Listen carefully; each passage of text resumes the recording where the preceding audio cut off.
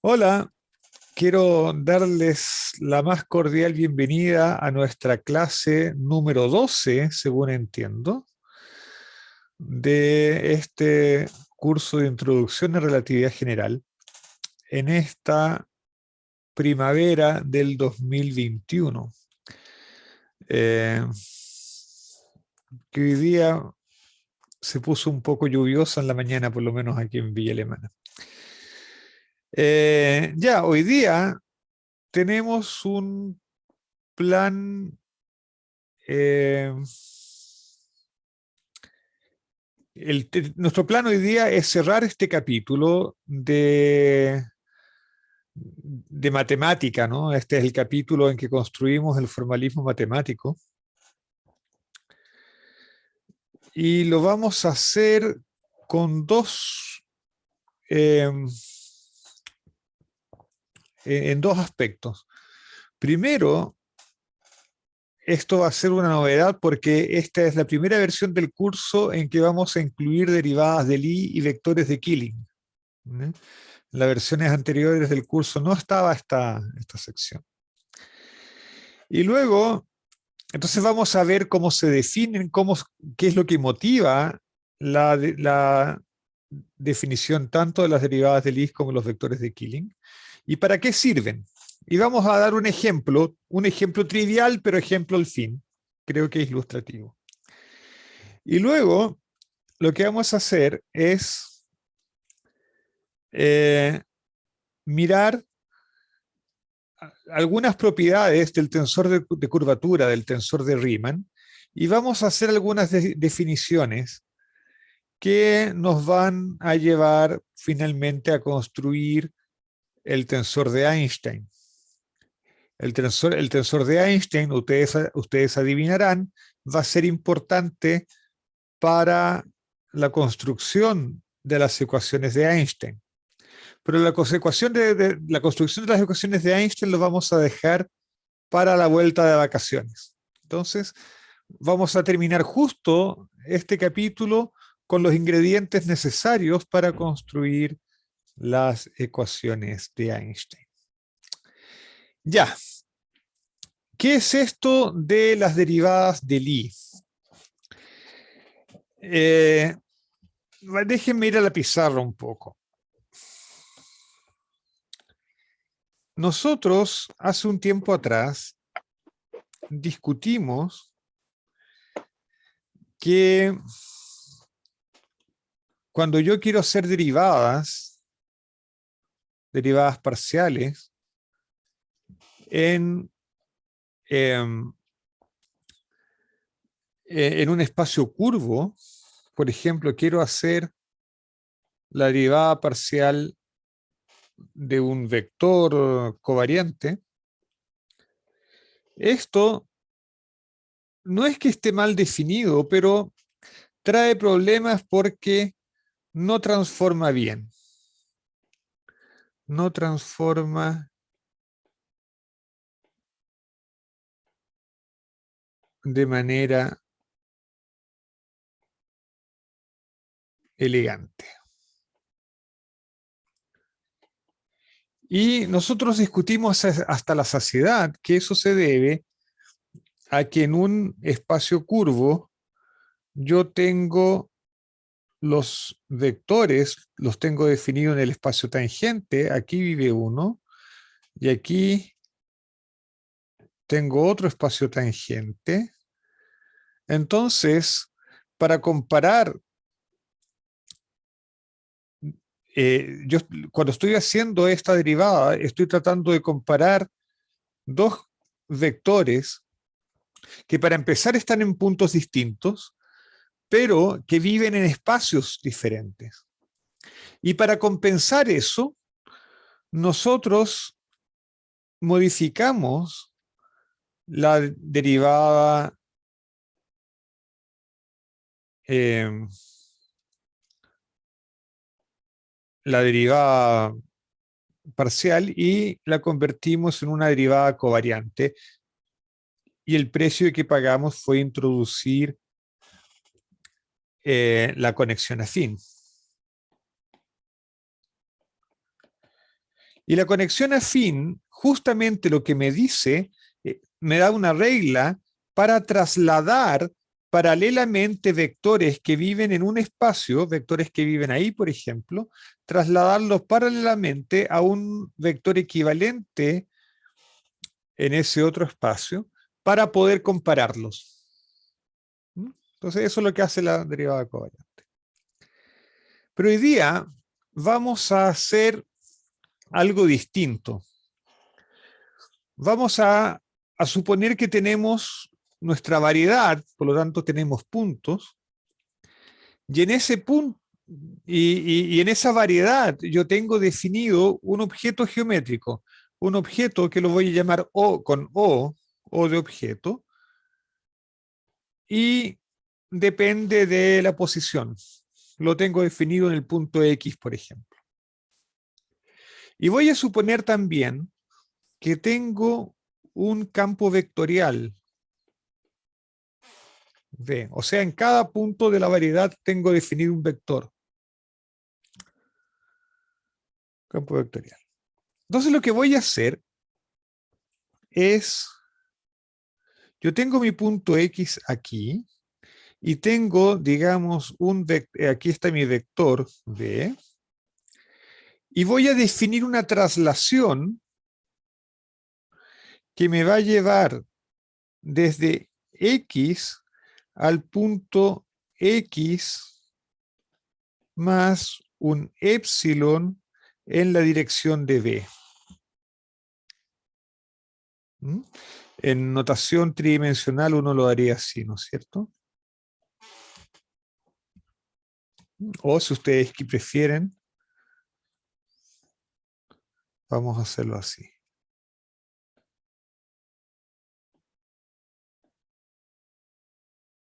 Entonces, eso me va a llevar a otro punto, digamos a este punto aquí. Este es el punto X'. Este punto es X'. Entonces, con esta traslación, esta traslación es un cambio de coordenadas. Y yo puedo preguntarme cómo afecta ese cambio de coordenadas a este objeto de aquí. Entonces voy a tener a mi objeto prima ahora definido en el punto X'. ¿Por qué? Porque le apliqué la traslación a este objeto. Y ahora lo que voy a querer hacer es voy a querer comparar el objeto original con el nuevo objeto.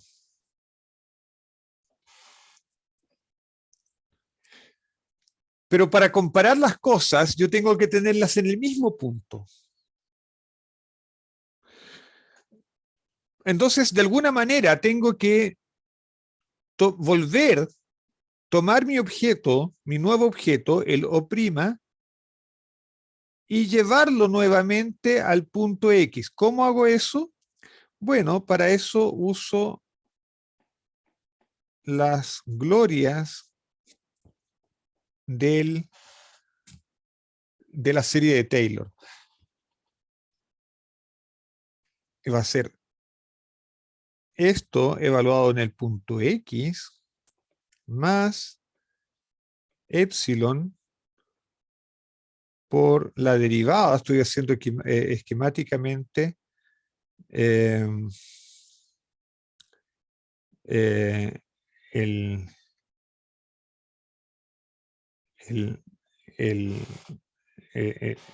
estoy haciendo esquemáticamente el proceso, ¿no? De O. Entonces, vamos a volver a los apuntes. La idea va a ser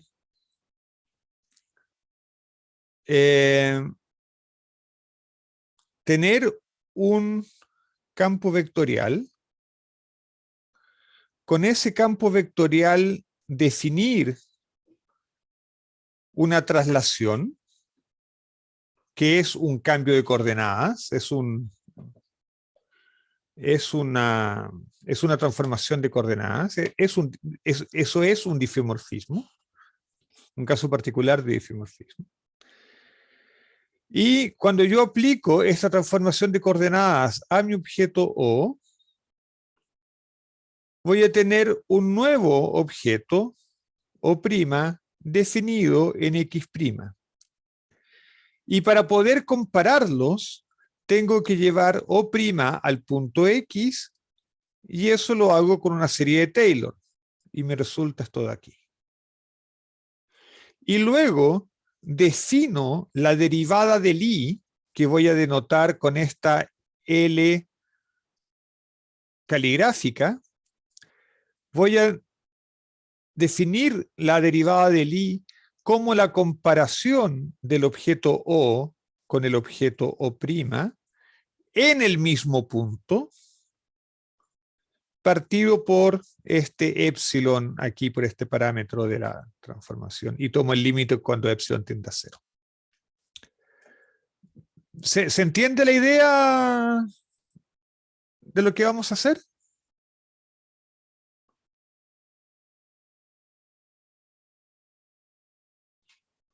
¿Alguna duda? ¿Alguna pregunta? ¿Reclamos? ¿No? Aquí me dicen, en el chat me dicen que se entiende. Ya. Entonces vamos a ir por el ejemplo fácil. El ejemplo fácil, el más fácil es el ejemplo de un campo escalar. ¿Por qué? Porque en un campo escalar, cuando transforma por cambios, por transformaciones de coordenadas, transforma de manera trivial, transforma de esta manera. Ya. Ok. Entonces, cuando yo aplico este cambio de coordenadas al campo escalar, defino este nuevo objeto, el phi' de X', y ahora voy a hacer el paso hacia atrás, voy a llevarlo de vuelta al punto X. Ese llevar de vuelta al punto X se llama pullback, o sea, una especie de salto hacia atrás, ¿no?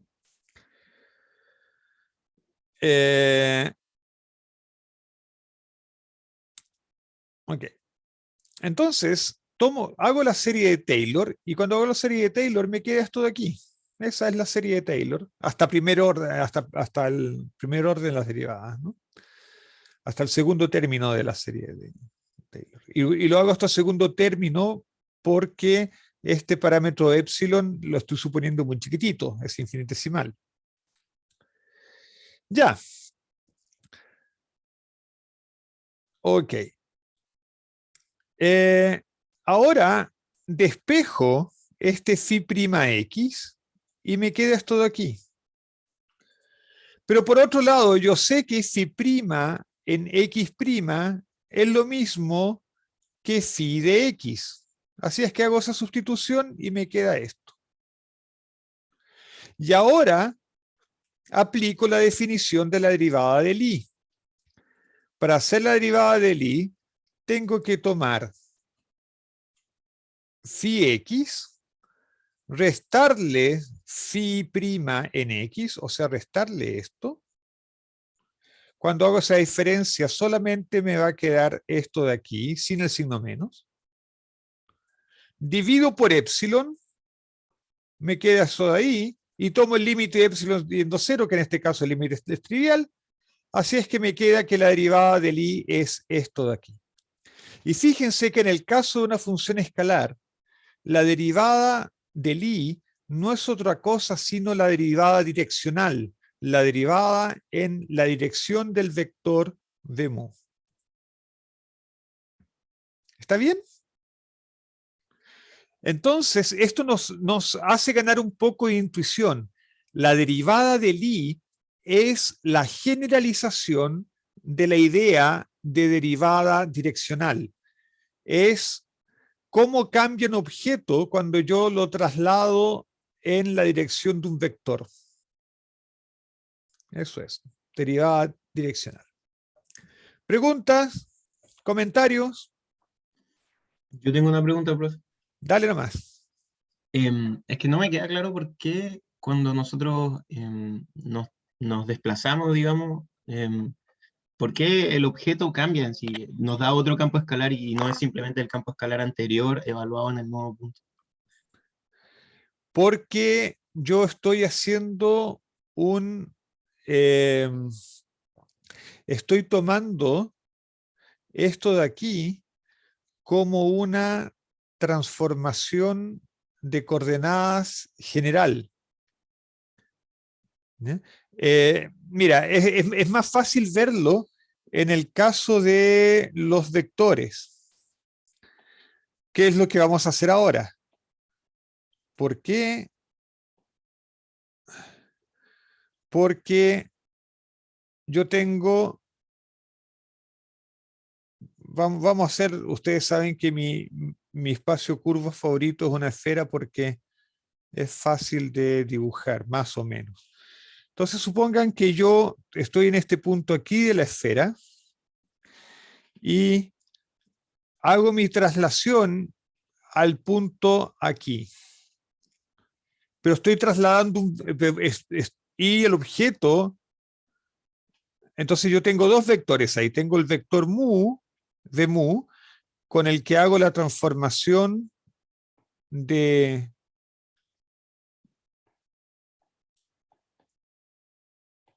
de coordenadas. Y tengo un vector a, que es el que voy a transformar. El que voy a estudiar. Entonces yo tengo un vector a, pero el vector a vive en este plano, en este espacio tangente aquí. Y esto me va a llevar a un vector que va a estar definido en otro espacio vectorial. Entonces, claramente no es el mismo vector. Es un vector A', que está relacionado con el vector original A. ¿Y cómo está relacionado? Bueno, está relacionado de la siguiente forma. A' mu en X' es de X' mu de X alfa a alfa X. Pero no son el mismo objeto, no son el mismo vector porque viven en espacios vectoriales distintos.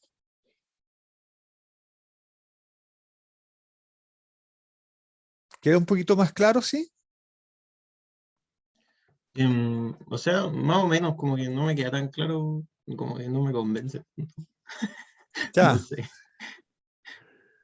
ya. O sea, todo mi punto es que los vectores viven en espacios tangentes y en una superficie, en un espacio curvo, el espacio tangente a un punto es en general distinto al espacio tangente en otro punto.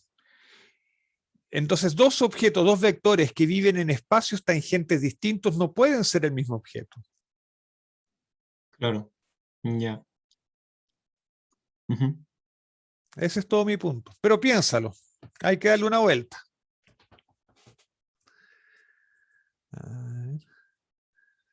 Ya. ¿Algo más?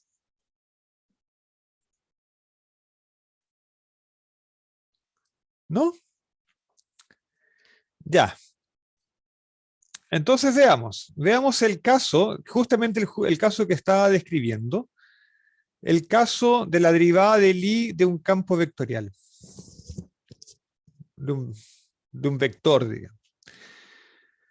Entonces tengo el vector AMU y yo quiero ver cómo transforma bajo este difeomorfismo, bajo ese cambio de coordenadas, si tú quieres.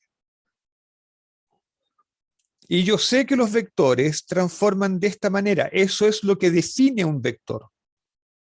Que un objeto sea un vector quiere decir que bajo transformaciones de coordenadas transforma de esa manera.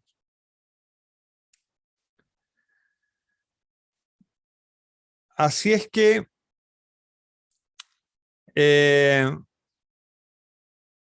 ok, hacemos lo mismo que es de siempre. La transformación de coordenadas es esta de aquí. Por lo tanto, yo puedo calcular exactamente cuánto vale esta derivada.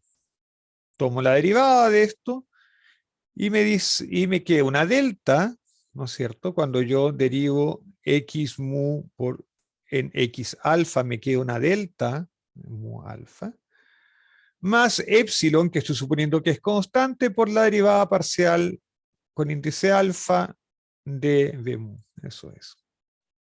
Ya. Así es que, en realidad, yo sé cuánto vale a mu prima, a prima mu x prima, porque yo sé hacer esa transformación. Porque sustituyendo esta derivada aquí, aplico la delta, aplico esto aquí, me queda esto de aquí. Eso es lo que me queda. Entonces, mi A' en X' es el A en X más este pedacito. Pero yo ahora quiero que este objeto, quiero evaluarlo en X para poder compararlo con el A original, con el vector original. Entonces, para eso uso la serie de Taylor. Y de nuevo, la serie de Taylor es el objeto, el A' evaluado en el punto original, más la variación, que es el epsilon v, por la derivada. Despejo el A'x y me queda esto de aquí, trivialmente. Y ahora hago esta diferencia, que es trivial, divido por epsilon y me queda esto de aquí. Así es que cuando tomo el límite epsilon igual a 0, obtengo la derivada del i para un vector A en la dirección v. Y es esto de aquí. ¿Preguntas? ¿Comentarios? ¿Muy enredados? ¿No? Bueno,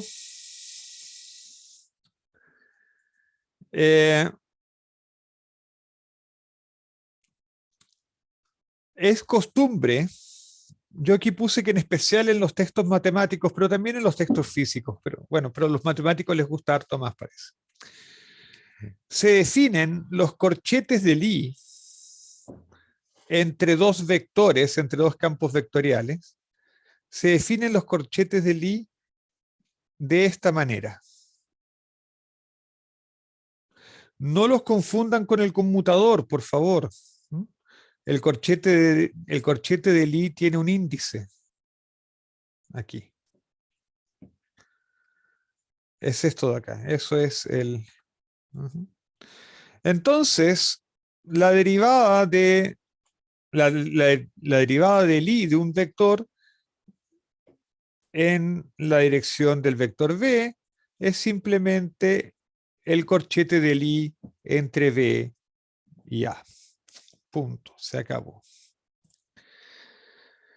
Ya, vamos a hacer un truco ahora. Esto está bien, esto está súper bonito, pero vamos a hacer un truco porque... Y la razón del truco es que a mí me gustan más las derivadas covariantes que las derivadas parciales, porque se comportan mejor. A propósito, fíjense que la derivada de Lie de un escalar es un escalar. La derivada de Lie de un vector es un vector. Esto de aquí es un vector. Tiene un índice y ustedes pueden mostrar fácilmente que esto transforma como un vector realmente. Así es que la derivada de I de un vector es un vector. Que es distinto a lo que ocurre con la derivada covariante, ¿no? La derivada covariante de un vector es un tensor en, en general, o puede ser un escalar si tú contraes los índices. Cambia la naturaleza del objeto, mientras que la derivada del I no cambia la naturaleza del objeto. Entonces vamos a hacer lo siguiente. Vamos a escribir las derivadas parciales en términos de las derivadas covariantes y las conexiones. O sea, en realidad lo que hice fue tomar la definición de derivada covariante y despejar la derivada parcial. Eso fue lo único que hice.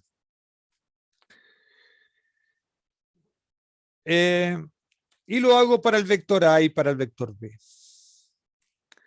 Entonces sustituyo estas expresiones de las derivadas, las sustituyo en la expresión que encontramos para la derivada del I del vector A.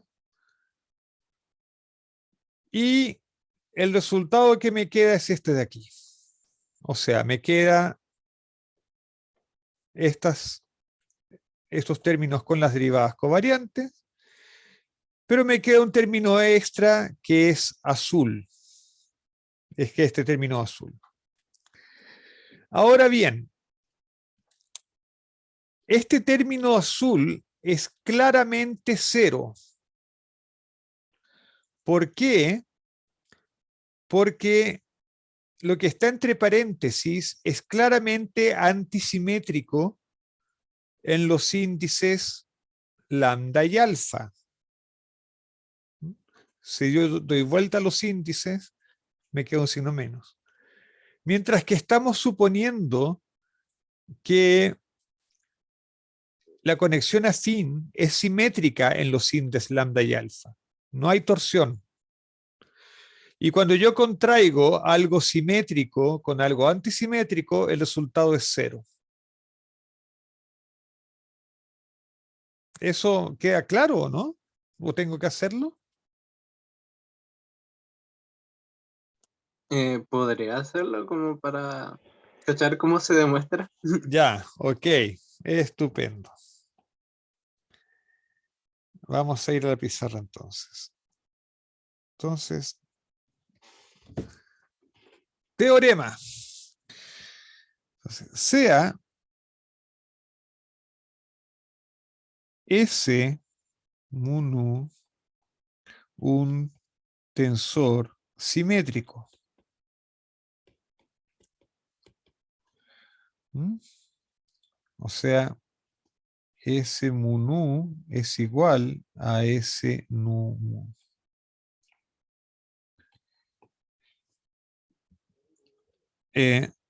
Sean, ¿no? Sean. Y A mu nu, un tensor antisimétrico. O sea, A mu nu es igual a menos A nu mu. Entonces, afirmación.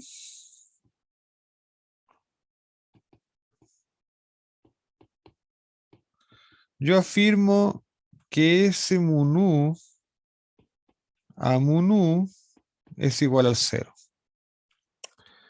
Demostración. Tomemos S mu nu a mu nu. Esto es lo mismo que hacer, qué sé yo, S mu nu a nu mu, pero con signo menos.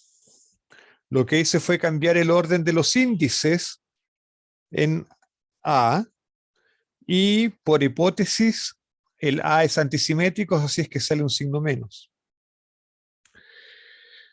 Pero esto es lo mismo que, considero el signo menos, S nu mu A nu mu.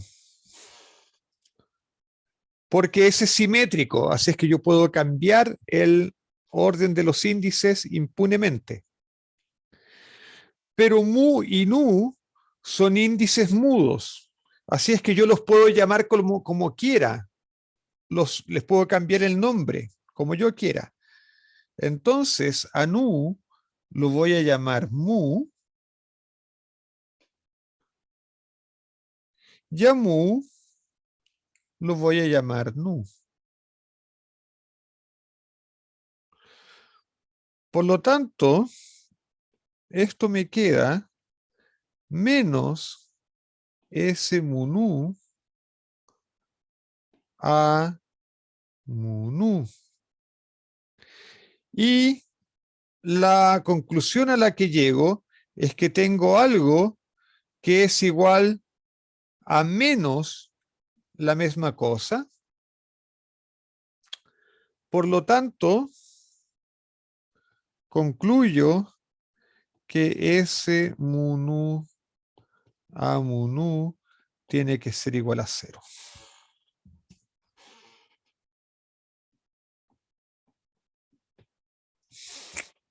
¿Está bien?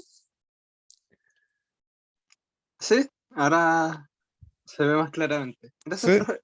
se ve más claro, ¿no? Bueno, en el caso que tenemos en la ecuación es harto más fácil, porque nosotros tenemos algo así como un del gamma mu lambda alfa, creo que esos eran los índices, pero no importa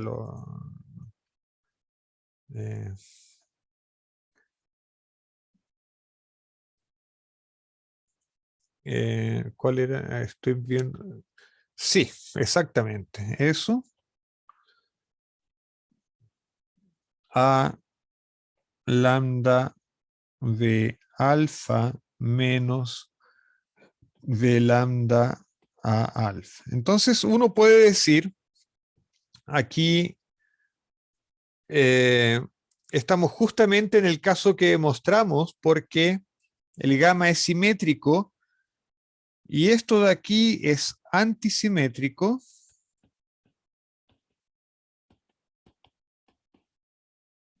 En lambda y alfa. En lambda y alfa. ¿Mm? Se ve que es antisimétrico, ¿no? Yo creo que eso es evidente. Pero uno lo puede hacer explícitamente. Lo que acabamos de escribir arriba es lo mismo que gamma mu lambda alfa a lambda de alfa menos gamma mu lambda alfa de lambda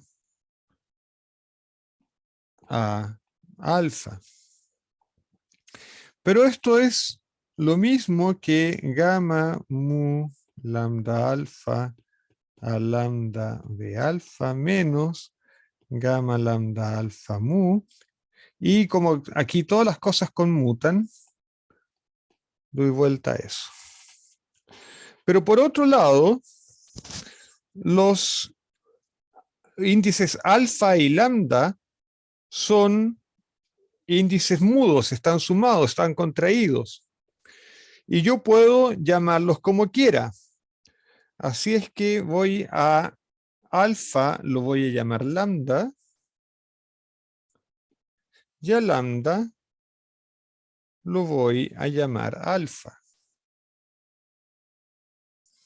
Así es que esto me queda igual a gamma lambda alfa mu a lambda de alfa menos gamma alfa lambda mu a lambda de alfa. Pero el gamma estoy suponiendo que es simétrico en los índices de abajo. Así es que yo puedo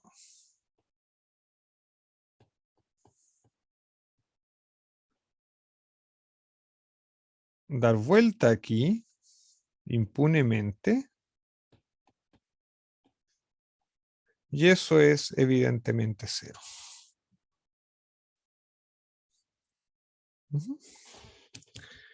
Entonces, ya que estamos convencidos de la sericidad, es un neologismo, ¿ya? Estamos convencidos de la sericidad de este término en azul, podemos concluir que la derivada del i con respecto al vector b del vector a es eso de ahí. ¿Ok?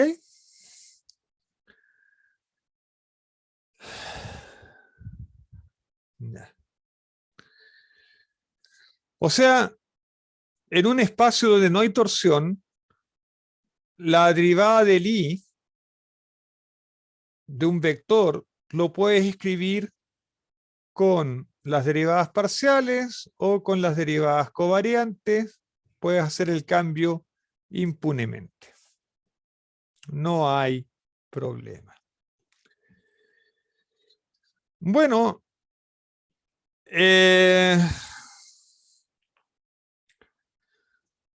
ustedes pueden hacer lo mismo, exactamente lo mismo, para un vector covariante con el índice abajo. Y ahí les dejo los detalles a ustedes, es realmente repetirlo de arriba, y ustedes se van a dar cuenta que el resultado al que se llega es exactamente el mismo, excepto porque aquí hay un signo menos y aquí hay un signo más. Y de hecho ustedes pueden repetir todo esto de la derivada del i para campos tensoriales de rango superior, pero no, yo no lo voy a hacer, la mecánica es la misma que hemos venido haciendo durante toda esta aburrida clase, y van a obtener que la derivada del i para un tensor es esta de aquí, ¿no? Con signos menos cuando ustedes estén trabajando estén considerando los índices de arriba, y con signos más cuando estén trabajando con los signos, con los índices de abajo. Ok. Ya. ¿Cuál es la importancia de las derivadas de Killing, de las derivadas de Lie? ¿Por qué he gastado tanto tiempo, media clase ya, en considerar las derivadas de Lie? Bueno, porque con las derivadas de Lie, lo que yo estoy haciendo es comparar, averiguar cómo cambia un objeto cuando yo me muevo en cierta dirección en el espacio. Eso es lo que estoy haciendo. Entonces, esto es súper útil para tratar de encontrar direcciones en el espacio-tiempo donde yo tenga simetrías. Por ejemplo, imagínate que haya direcciones en el espacio-tiempo o en un espacio de Riemann en general, pero en este caso direcciones en el espacio-tiempo en el que yo me muevo un poquito y la métrica no cambia. Eso sería súper cachilupi, porque eso quiere decir que yo tengo una simetría en esa dirección. Mi métrica no cambia. ¿Ok? Esto es cómo, a ver, bueno, mecánica clásica es requisito para este curso.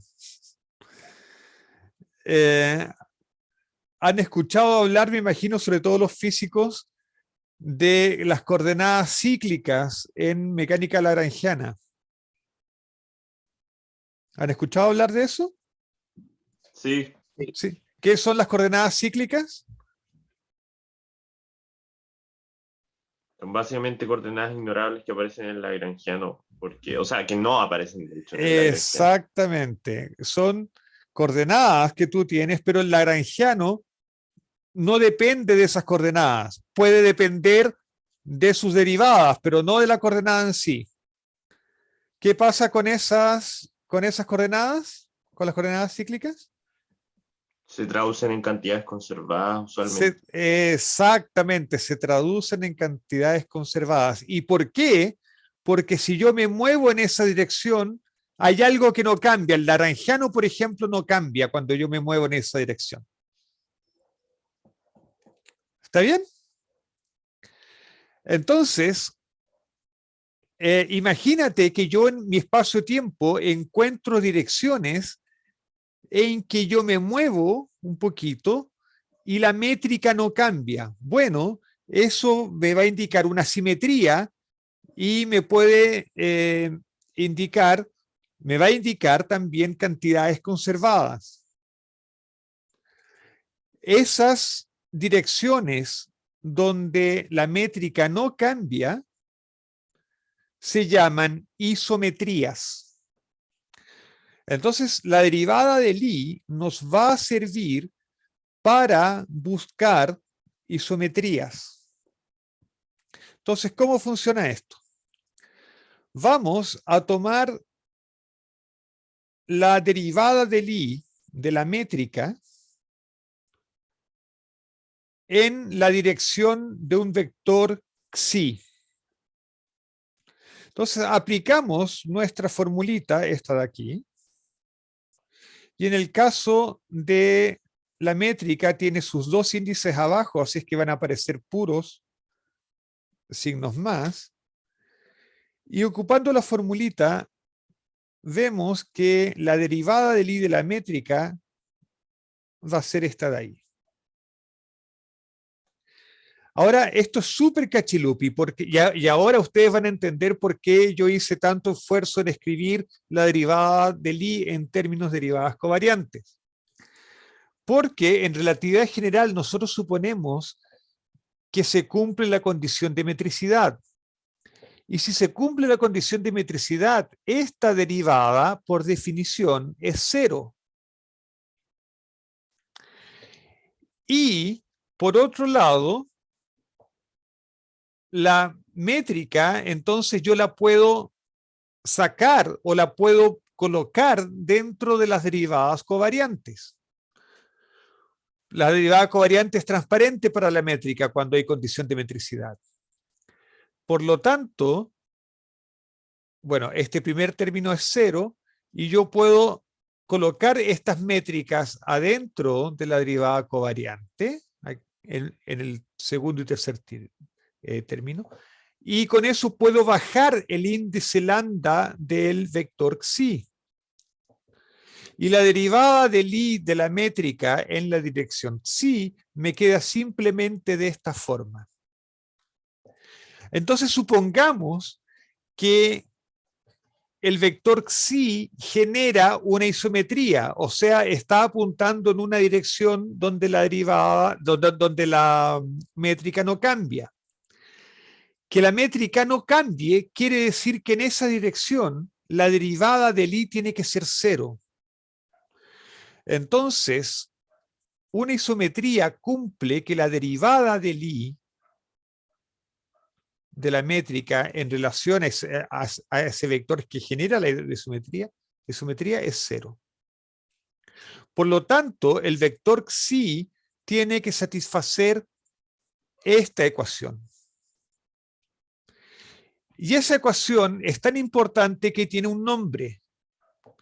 Se llama ecuación de Killing. Y los vectores, el vector xi que genera la isometría, o que es solución de esta ecuación, se llama vector de Killing, o en inglés, the Killing vector, que es mucho más emocionante. Esta clase hay que hacerla en inglés, digamos, ¿no? Hablar de Killing vector. Saca nuestro rasgo psicopático a tona. Preguntas, comentarios. Y yo estoy grabando estas cosas, cabrón. Comentarios. Preguntas. ¿Todo claro? Ya. Entonces, si yo tengo un vector de Killing, yo conozco una dirección en que la métrica no cambia. La pregunta que uno se hace, uno siendo físico se hace entonces, es la siguiente. Si yo tengo una isometría, conozco un vector de Killing, por lo tanto, ¿puedo construir una cantidad conservada? La respuesta obviamente es sí. Esto tiene que ver con el teorema de Noether. Y mi afirmación es que entonces vamos a hacer lo siguiente. Vamos a suponer, lo voy a leer de los apuntes porque aquí está bien explicado. Ahora bien, el teorema de Noether nos enseña que a cada simetría continua le corresponde una cantidad conservada. Cabe entonces que nos preguntemos, ¿podemos escribir en términos de los vectores de Killing la cantidad conservada correspondiente a una isometría? La respuesta es positiva. Consideremos, por ejemplo, una partícula de prueba que se mueve en una geodésica de una variedad riemanniana con métrica G mun U. En el caso del espacio-tiempo, por ejemplo, esta partícula de prueba va a estar en caída libre, por eso se mueve en geodésica. Y tenemos un vector de Killing Xi mu. Entonces, yo afirmo que esta cantidad kappa, que es el vector de Killing contraído con esto que es como la cuadrivelocidad, ¿no? Donde tau es el parámetro de la geodésica. Esto es una cantidad conservada. O sea, que va a ser la misma en todo el movimiento en la geodésica. No va a cambiar en la geodésica. ¿Ok? Por ejemplo, un objeto en caída libre, en mecánica newtoniana, conserva su energía. Lo que quiere decir que la energía total en cada punto de su trayectoria de caída es la misma. O sea, es una cantidad conservada en la geodésica, en la trayectoria de la caída. ¿Ok? Entonces vamos allá. Lo que yo afirmo es que la derivada con respecto a tau, con respecto al parámetro de la geodésica, es cero. Eso va a significar para nosotros que sea una cantidad conservada en la geodésica. Entonces, ¿qué hacemos? Vamos a calcular esta derivada. Y esa derivada, como yo tengo la expresión de kappa, es simplemente la derivada de un producto y me queda eso de ahí. ¿Okay?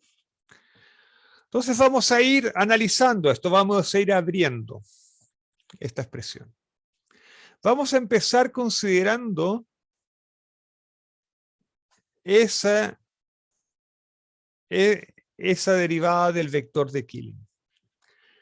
Usando la regla de la cadena, yo puedo escribir esta derivada con respecto al parámetro tau de esa manera. Eso es regla de la cadena solamente. Y aquí, en las derivadas parciales, yo puedo usar la definición de derivada covariante, despejar las derivadas parciales y reemplazarla por esto de aquí. ¿Ok? Ya, súper cachilupe. Entonces dejamos eso por un momento. Lo dejamos ahí. Veamos qué podemos hacer con el segundo término, con ese que tiene una segunda derivada con respecto a tau. Bueno, tenemos que recordar que estamos suponiendo que la partícula de prueba se mueve en una geodésica. Así es que yo puedo usar la ecuación de la geodésica y sustituir la segunda derivada de x con respecto a tau por menos la conexión afín por el producto de las cuadrivelocidades. Eso proviene directamente de la ecuación de la geodésica. Así es que ahora tomamos esto, este resultado de ahí y este resultado de acá, y lo colocamos de vuelta en esta ecuación. Y nos resulta esto de aquí, ese tremendo chorizo. Pero si ustedes se fijan bien, este término de aquí y este término de acá son exactamente iguales, excepto por el signo, que hay un signo menos ahí. Por lo tanto, se cancelan exactamente esos dos términos y vemos que la derivada de kappa con respecto a tau se puede escribir de esta manera. Y ahora yo voy a hacer un truco y para eso voy a ir a la pizarra. Voy a ir a la pizarra.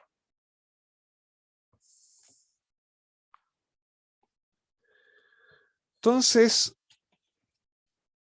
yo tengo esta cantidad de x mu de tau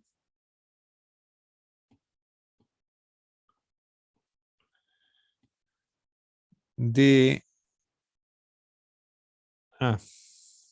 los índices eran primero alfa y aquí de x mu de tau. Alfa, sí. Yo tengo eso. ¿Lo están viendo, no? Sí, lo están viendo.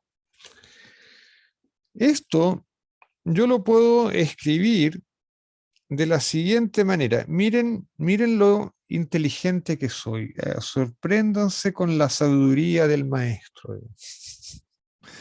Lo puedo escribir como un medio de x alfa de tau de x mu de tau de alfa más de x alfa de tau de x mu de tau de alfa psi mu. No hice nada, solamente sumé lo mismo y dividí por 2. ¿Eh? Y esto, a su vez, es lo mismo que, de hecho lo voy a escribir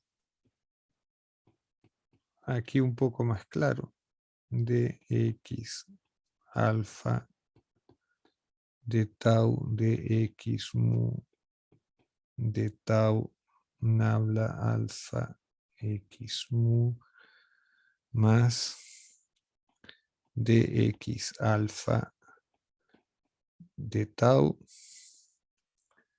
dx mu de tau. Aquí lo único que hice fue escribir un poco más claro lo que estaba ahí, muy chiquitito. Entonces ahora lo que voy a hacer es, como en el segundo término alfa y mu son índices mudos, yo los puedo llamar como quieras. Entonces a alfa lo voy a llamar mu, y a mu lo voy a llamar alfa. Entonces esto es igual a un medio de dx alfa de x tau de x mu de tau de alfa x mu más de x mu de tau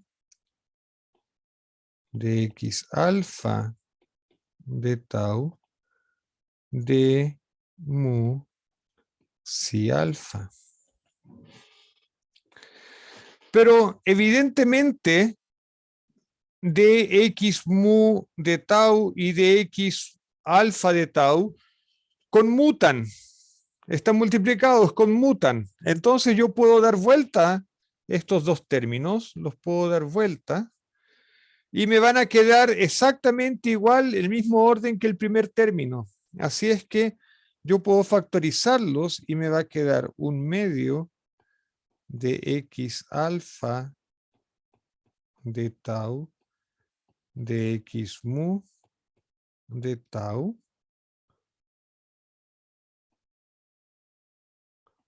más de x mu. Pero resulta que lo que me queda entre paréntesis es justamente el término que aparece en la ecuación de Killing. Y yo estoy suponiendo que Xi es un vector de Killing. Por lo tanto, este paréntesis es 0 y todo me da igual a 0. ¿Se entendió lo que hice? ¿Dudas? ¿Comentarios? A estas alturas, ustedes se estarán convenciendo que este truco de renombrar índices es muy usual y muy útil.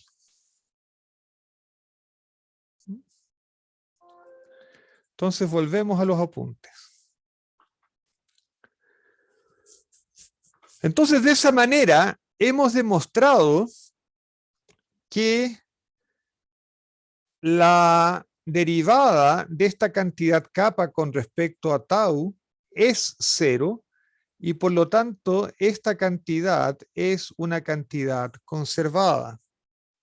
Entonces, si yo tengo un vector de Killing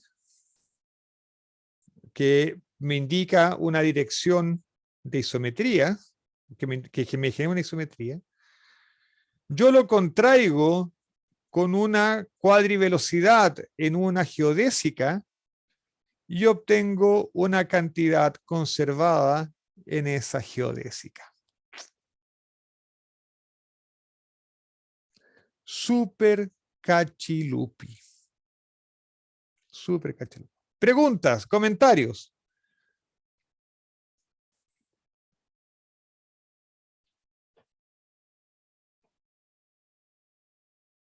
Nada. El chat, vamos a ver el chat. Modo psicópata activado.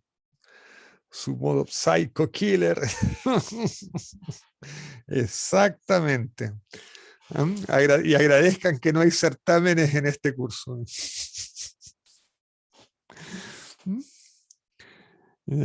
Eh, ok. Ya. La última noción que quiero traer a la mesa en relación a los vectores de Killing es la noción de espacios maximalmente simétricos. Nosotros en realidad en este curso no vamos a usar este concepto, no vamos a hablar de espacios maximalmente simétricos, creo que no. Pero es una frasecita que ustedes van a escuchar mucho en seminarios de gravitación. Entonces, es bueno saber lo que son para que no se pierdan. Ok. Bueno, no es difícil adivinar que un espacio plano va a tener el mayor número de isometrías posibles. De hecho, la métrica en un espacio plano siempre tú la puedes llevar por transformaciones de coordenadas a coordenadas cartesianas, lo puedes llevar a una forma diagonal en que todos los elementos de la diagonal son constantes, unos o menos unos, por ejemplo. Y evidentemente, esa métrica va a tener un montón de simetrías. Por ejemplo, va a ser invariante bajo traslaciones en todas las direcciones y va a ser invariante bajo rotaciones. Entonces, si ustedes están en un espacio de d dimensiones, van a tener d simetrías de traslación y además van a tener d por d-1 medios rotaciones posibles en ese espacio. Entonces, en un espacio plano de d dimensiones, ustedes van a tener d por d más 1 medios isometrías. Y van a tener igual número de vectores de Killings independientes. Entonces, ¿qué vamos a entender por un espacio maximalmente simétrico? Bueno, un espacio maximalmente simétrico es aquel que va a tener el mismo número de isometrías que un espacio plano. Esos son, o sea, es un espacio que tiene la máxima cantidad posible de simetrías. Por eso se llama maximalmente simétrico, porque es máximo en sus simetrías. Al menos tiene sentido. ¿Okay? Entonces tiene la misma cantidad de vectores de Killings que un espacio plano. Profe, ¿Sí? entonces acá no se nos va a conservar todo, ¿o no? Ahí, bueno, vas a tener conservación de momentum por cada eje y vas a tener conservación de momento angular para todas las rotaciones. Ya. ¿Y no es energía?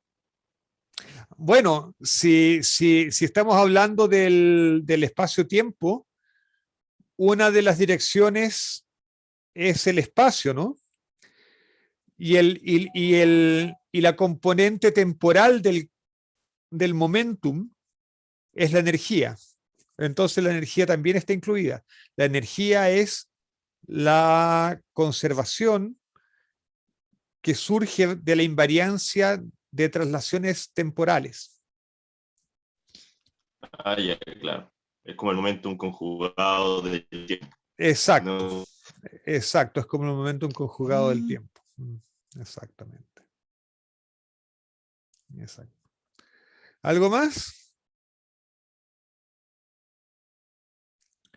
Ok, entonces un ejemplo rápido que considerar Consideremos el plano euclidiano. El plano euclidiano. Estamos en d igual a 2. Así es que 2 con ese 2 se me cancela, me queda 2 más 1. Tengo 3 isometrías. Y esas 3 isometrías son las traslaciones en los ejes, en X y en Y, y además la rotación en el plano. ¿Ok? Entonces, es fácil adivinar que los vectores de Killing para las dos traslaciones van a ser el 1, 0 y el 0, 1, o sea, traslaciones en el eje X y traslaciones en el eje Y. Y este vector de Killing es el que me va a generar las isometrías en la rotación. De hecho, ustedes pueden ver fácilmente que este vector de Killing está apuntando en la dirección angular. Pero vamos a comprobar que este vector de acá satisfaga la ecuación de Killing. Los dos de arriba claramente la satisfacen porque la ecuación de Killing solamente tiene derivadas y las componentes de esos vectores son constantes, entonces claramente van a satisfacer. Claro, lo que sucede es que en el espacio plano las conexiones afines son todas ceros, todas las componentes de la conexión afín son cero, entonces las derivadas covariantes se transforman en derivadas parciales simplemente. Ok. Por lo tanto, mi ecuación de Killing es esta. Y en este ejemplo vamos variando mu y nu, que toman valores 1 y 2, tomamos todas las combinaciones posibles y vemos que se satisface la ecuación. Por ejemplo, esta de aquí es la derivada en la dirección 1, o sea, en la dirección X, de el xi 1, o sea, estoy tomando mu y nu igual a 1. Me queda eso. Y ustedes pueden ver que me queda la derivada de y con respecto a x, porque la componente 1 de xi es y, y aquí 1 es la dirección x, entonces me queda eso, como y no depende de x, es 0. Con los otros dos casos pasa algo parecido, con el otro caso pasa algo parecido. Lo interesante comienza aquí. La derivada en x con respecto a la segunda componente de xi. La segunda componente de xi es menos x, entonces me queda menos la derivada de x con respecto a x, más la derivada con respecto a la segunda coordenada, o sea, y, de la primera componente de xi. La primera componente es y, me queda más de y a de y. Entonces me queda menos 1 más 1, eso es 0. Y se satisfacen todas las derivadas de Killing. ¿Okay? Se me acabó el tiempo. Entonces, no sé si hay preguntas, comentarios.